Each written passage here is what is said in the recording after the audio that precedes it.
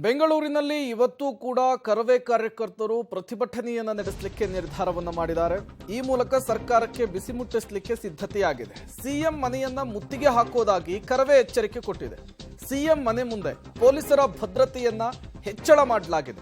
CM ಸರ್ಕಾರಿ ನಿವಾಸದ ಬಳಿ ಬ್ಯಾರಿಕೇಡ್ ಅನ್ನು ಹಾಕಿ ಭದ್ರತೆಯನ್ನ ಹೆಚ್ಚಿಸಿದೆ ಖಾಕಿ ಪಡೆ. ಸಿಎಂ ಮನೆ ಗೃಹ ಕಚೇರಿಯ ಬಳಿ ಹೆಚ್ಚುವರಿ ಖಾಕಿಯನ್ನ ನಿಯೋಜನೆ ಮಾಡಲಿದೆ. ಮುತ್ತಿಗೆಗೆ ಮುಂದಾದವರನ್ನ ವಶಕ್ಕೆ ಪಡೆಯಲಿಕ್ಕೆ ಬಿಎಂಟಿಸಿ ಬಸ್ನ ವ್ಯವಸ್ಥೆ ಕೂಡ ಆಗಿರುವಂತಹದ್ದು.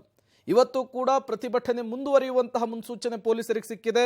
ಗೃಹ ಸಚಿವರಿಗೆ ಪೊಲೀಸ್ ಕಮಿಷನರ್ ಮಾಹಿತಿಯನ್ನು ಕೊಟ್ಟಿದ್ದಾರೆ. ಇವತ್ತು ಪ್ರತಿಭಟನೆಯ ಮತ್ತೊಂದು ಸ್ವರೂಪ ಅಂದ್ರೆ ಸಚಿವರುಗಳು ಮನೆ, ಸಿಎಂ ಮನೆ, ಡಿಸಿಎಂ ಮನೆಯನ್ನ ಮುತ್ತಿಗೆ ಹಾಕುವ ಮೂಲಕ ಸರ್ಕಾರಕ್ಕೆ ಬಿಸಿ ಮುಟ್ಟಿಸುವ, ಜನಪ್ರತಿನಿಧಿಗಳನ್ನ ಎಚ್ಚರಿಸುವಂತಹ ಕೆಲಸಕ್ಕೆ ಕರವೇ ಮುಂದಾಗ್ತಾ ಇದೆ. ನಾರಾಯಣಗೌಡರು ಕೂಡ ಅದನ್ನ ಹೇಳಿಕೆಯ ಮೂಲಕ ಸ್ಪಷ್ಟೀಕರಿಸಿದ್ದಾರೆ. ಈ ಬೆನ್ನಲ್ಲೇ ಬೆಂಗಳೂರಿನಲ್ಲಿ ಖಾಕಿ ಹೈ ಅಲರ್ಟ್ ಆಗಿರುವಂತಹದ್ದು. ಸಿಎಂ ಮನೆ ಸೇರಿದಂತೆ ಜನಪ್ರತಿನಿಧಿಗಳ ಮನೆ ಮುಂದೆ ಈಗ ಖಾಕಿ ಸರ್ಪಗಾವಲನ್ನು ನಿಯೋಜನೆ ಮಾಡಿದೆ. ಸಿಎಂ ನಿವಾಸದ ಮುಂದಿನ ವಿಜುವಲ್ಸ್ ಅನ್ನು ನೀವು ಗಮನಿಸ್ತಾ ಇದ್ದೀರಿ.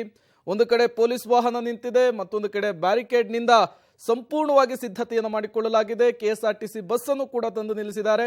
ಕಾರ್ಯಕರ್ತರು ಒಂದು ವೇಳೆ ಪ್ರತಿಭಟನೆಗೆ ಮುಂದಾದ್ರೆ ಅವರನ್ನ ಬಸ್ನಲ್ಲಿ ತುಂಬಿಕೊಂಡು ಹೋಗೋದಕ್ಕೆ.